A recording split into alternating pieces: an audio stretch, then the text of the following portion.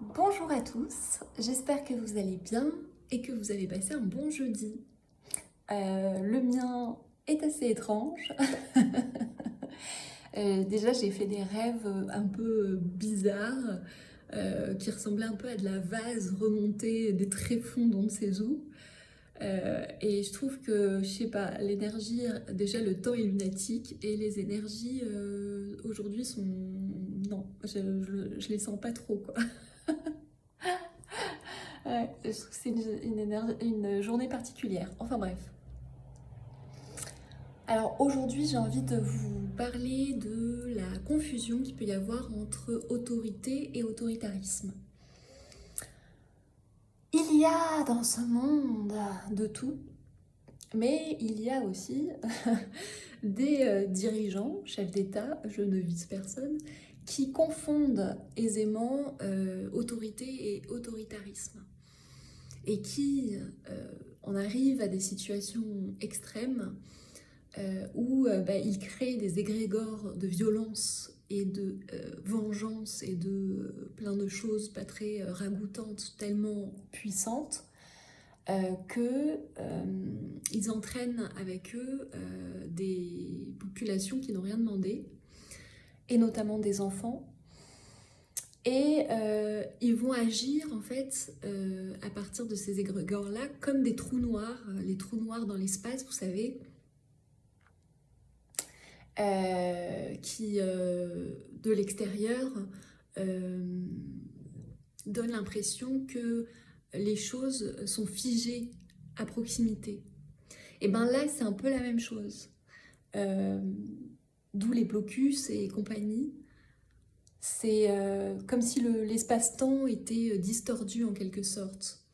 Et en fait, à chaque fois qu'il y a un autoritarisme à outrance, et donc un égrégore négatif, il se passe ces phénomènes-là. Alors pas forcément à l'échelle d'un État ou d'une région, mais en tout cas, c'est le même procédé. Et moi, ça a résonné, parce que même si ces chefs d'État partent d'une volonté légitime à vouloir acter leur autorité, il y a cette confusion entre autorité et autoritarisme qui est complètement... qui est, comment dire, catastrophique et qu'on peut tous se reconnaître.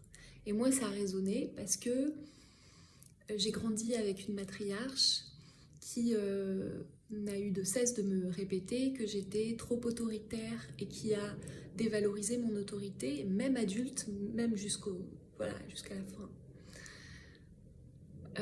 Et je ne réalisais pas qu'elle projetait en fait sur moi non pas son autorité, mais son autoritarisme.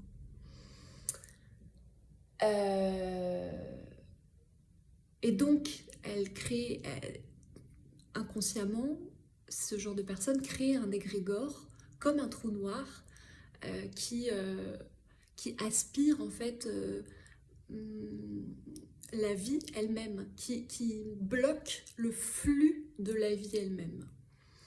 C'est ça qui est très caractéristique à chaque fois qu'on parle d'autoritarisme, c'est qu'on bloque le flux de la vie elle-même. Je ne sais pas si vous avez eu l'occasion dans vos relations, par exemple, d'être confronté à des personnes qui d'un coup vous mettaient dans le silence. Enfin, d'un coup ne parlez plus, ne vous répondez plus, vous ghostez ou quoi.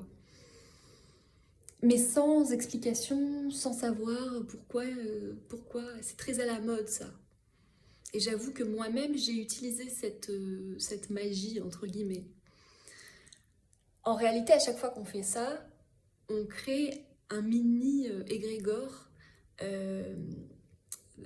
négatif, noir, parce qu'on bloque le flux de la vie, le flux de la communication, le flux de la nourriture, le flux, ce que vous voulez. Et souvent, les gens d'ailleurs disent un tel m'a drainé parce que c'est vraiment ce qui se passe en fait. Mais on a l'impression du coup qu'on est comme aspiré, comme vraiment comme avec un trou noir, mais tout ça bien sûr c'est une illusion. Parce que ça crée en nous de la confusion entre autorité et autoritarisme. L'autorité c'est quoi? C'est le fait de choisir la vie. En soi-même, bien sûr. Et donc, le fait de choisir de se reconnaître le divin, Dieu, l'univers, la vie en soi-même.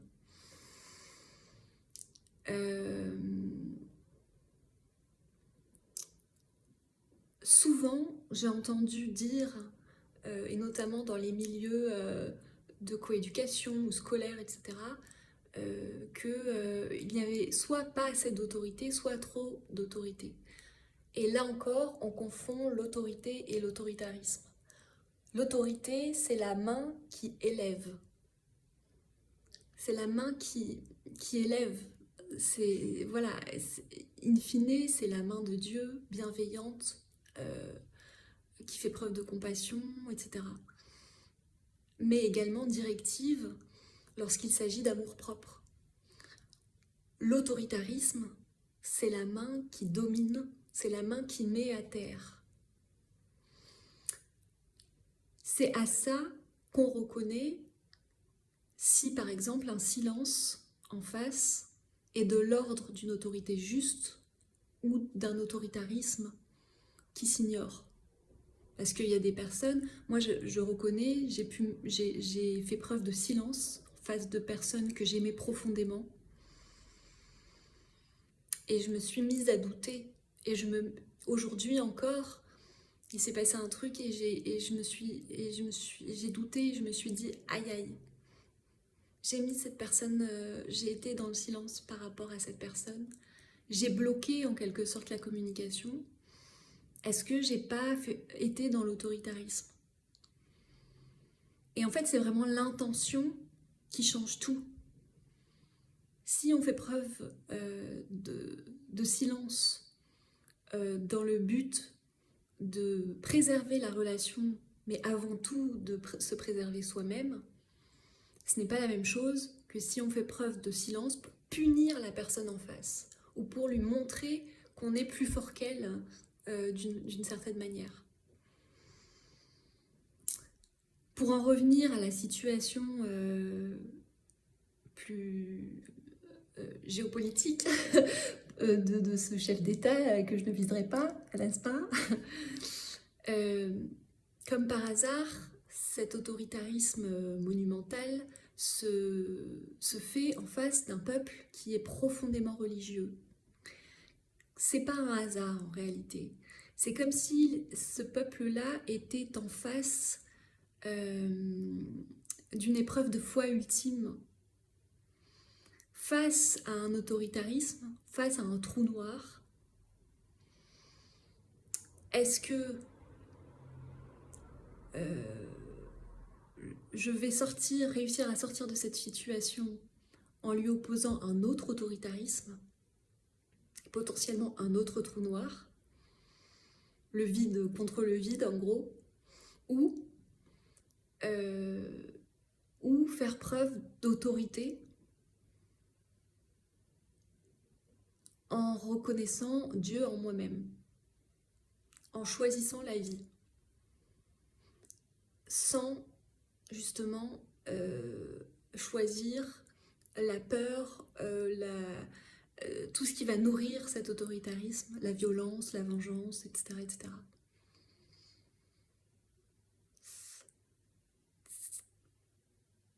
C'est un choix. L'autorité, c'est un choix. Alors je dis ça, mais je me le dis aussi à moi-même parce que j'ai toujours douté de mon autorité et c'est très facile en fait, c'est très difficile d'être, comment dire, de choisir une autorité juste quand on est face d'un autoritarisme. quand on est en face d'un autoritarisme qui lui veut juste potentiellement détruire ce qui ne va pas dans le sens de son autorité. Voilà. C'était la petite réflexion du jour. Enfin, petite.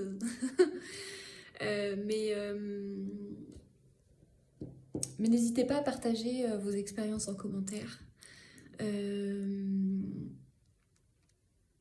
sur l'autorité. Et puis, je vous souhaite une bonne soirée. À bientôt. Au revoir.